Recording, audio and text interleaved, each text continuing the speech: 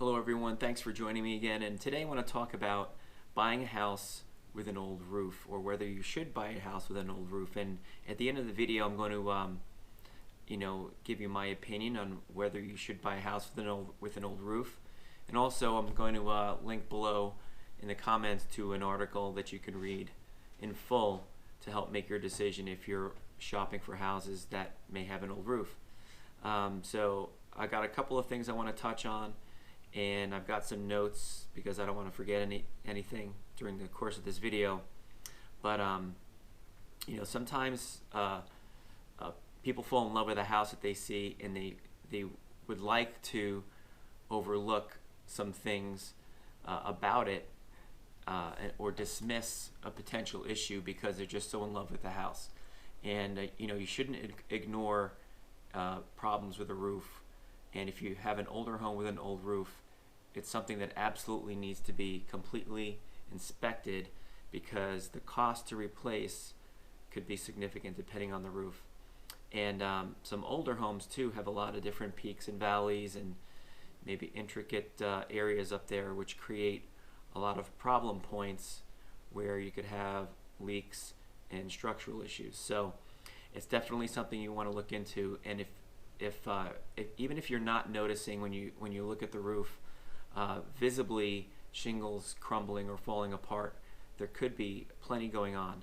And so in my opinion, just a regular home inspector is okay. But if the roof looks like it's very old and there could be a lot more happening with it, you might want to hire a roof inspector or a roofing company to take a look at it, because they might find other things underneath that you can't see from the outside, like structural damage. You might find some algae growth.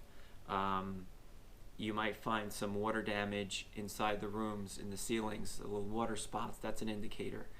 But the other thing that could happen is if you have a lot of humidity, if you don't have a well-insulated attic and you have a lot of humidity during the winter escaping from the living area up into the attic, and that gets on the sheathing underneath your roof, that could actually create some damage to the sheathing. So these are things that you would not normally notice from the outside just doing a visible inspection.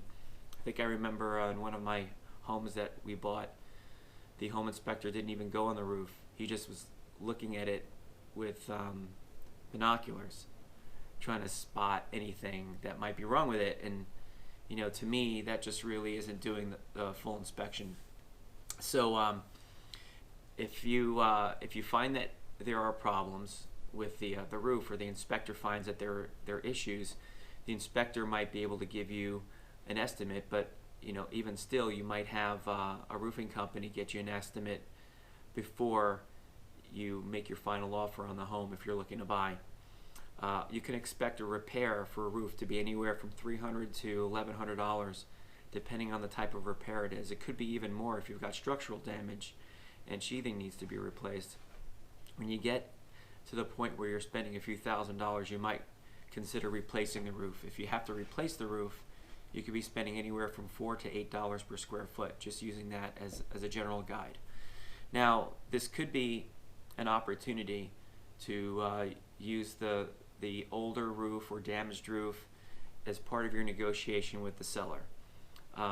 In a perfect world, you'll have the seller just fix or hopefully replace the roof before closing, so that way it's nothing that you have to deal with.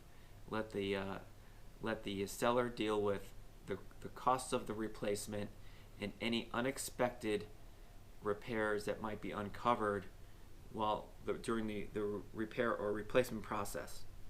So I can tell you, the last time we did the roof on this house, after the process had started, the roof installers found that there were about 5 or 6 whole sheets of plywood or sheathing that were damaged and just needed to be replaced. Now luckily, we had an allotment. We had a few sheets included as part of the price of the roof, but it